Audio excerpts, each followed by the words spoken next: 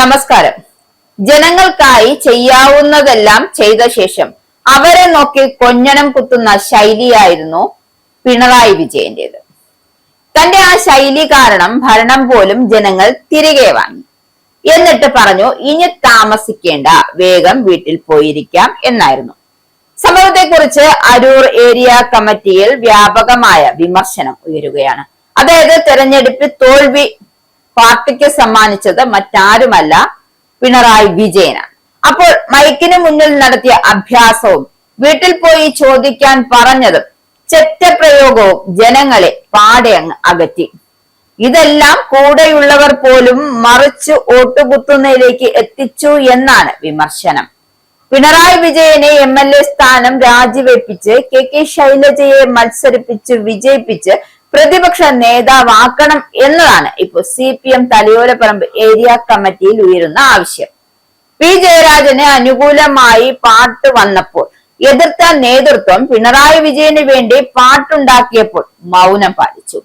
P ജയരാജനെ നേതൃനിരയിലേക്ക് ഉയർത്തിക്കൊണ്ടുവരണമെന്നും ആവശ്യമുയരുന്നുണ്ട്. മന്ത്രിയായിരുന്ന VN Vasavan സാധാരണക്കാരിൽ നിന്നും അകന്നെന്ന് യോഗത്തിൽ കുറ്റപ്പെടുത്തലുകളും വന്നു. ഏതായാലും മുതലാളിമാർ, സമുദായ നേതാക്കൾ തുടങ്ങിയവരുമായി മാത്രമാണ് ബന്ധം പുലർത്തിയത്. സംസ്ഥാന സെക്രട്ടറി MV ഗോവിന്ദൻ, PB അംഗം A വിജയരാഘവൻ തുടങ്ങിയവർക്കും എതിരെയും വ്യാപക വിമർശനം പാർട്ടിക്കുള്ളിൽ ഉയരുന്നുണ്ട്, അല്ലെങ്കിൽ കമ്മിറ്റിക്കുള്ളിൽ.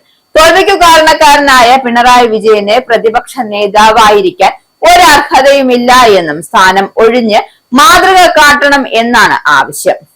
ഒന്നാം പിണറായി സർക്കാരിൽ പിണറായി വിജയനേക്കാൾ തിളങ്ങിയത് കെ ശൈലജയായിരുന്ന രണ്ടാം സർക്കാരിൽ മന്ത്രിയാകാത്തത് തന്നെ അവരെ ഭയന്നായിരുന്നു.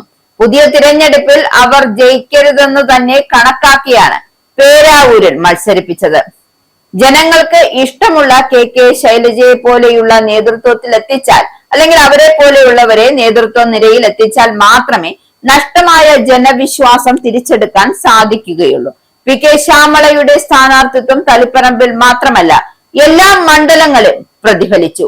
ഇതിനെ ന്യായീകരിക്കാൻ സെക്രട്ടറി നടത്തിയ കോപ്രായങ്ങൾ ജനങ്ങളെയും പാർട്ടി പ്രവർത്തകരെയും കളിയാക്കുന്ന തരത്തിലുമായിരുന്നു. ഇപ്പോൾ തന്നെ ഗോവിന്ദൻ സെക്രട്ടറി സ്ഥാനം ഒഴിഞ്ഞാൽ അത്രയും പാർട്ടിക്ക് നേട്ടമാകും. ആലപ്പുഴ ജില്ലാ സെക്രട്ടറിക്കെതിരെയും വിമർശനം ഉയരുന്നുണ്ട്. ജില്ലാ സെക്രട്ടറി എന്താണ് പറയുന്നതെന്ന് അദ്ദേഹത്തിന് തന്നെ അറിയില്ല.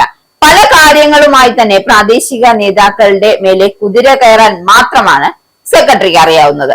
ജില്ലാ സെക്രട്ടേറിയറ്റ് അംഗം AM ആരിഫ് മണ്ഡലത്തിൽ സ്ഥാനാർത്ഥിയാകാൻ ശ്രമങ്ങൾ നടത്തിയതും തിരിച്ചടിയായി മാറി. അപ്പോ അരൂരിൽ ജയിക്കാവുന്ന സ്ഥാനാർത്ഥി ആയിരുന്നില്ല ദലീമ. സംസ്ഥാന നേതൃത്വം ഒരു അഭിപ്രായം ചോദിക്കുക, അല്ലെങ്കിൽ സംസ്ഥാന നേതൃത്വത്തോട് ഒരു അഭിപ്രായം ചോദിക്കാതെ കെട്ടിയേൽപ്പിക്കുകയായിരുന്നു. മണ്ഡലത്തിലെ സ്ഥാനാർത്ഥി നിർണയത്തിൽ അതാതു കമ്മിറ്റികളുടെ അഭിപ്രായം തേടേണ്ട സാമാന്യ മര്യാദ പോലും കാട്ടിയില്ല എന്നത് വ്യാപക വിമർശനത്തിന് വഴിവെച്ചിട്ടുണ്ട്. ഇക്കാര്യത്തിൽ നേതൃത്വം ഏകപക്ഷമായി മാത്രമാണ് തീരുമാനമെടുത്തത്.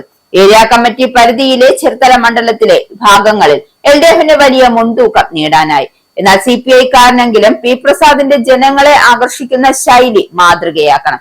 ലാളിത്യവും ഇടനിലക്കാരില്ലാത്ത തന്നെ ജനങ്ങളോട് ഇടപെടുന്ന ശൈലിയുമാണ് ചെർത്തലയിൽ വ്യത്യസ്തമായ ഫലമുണ്ടാക്കിയത്.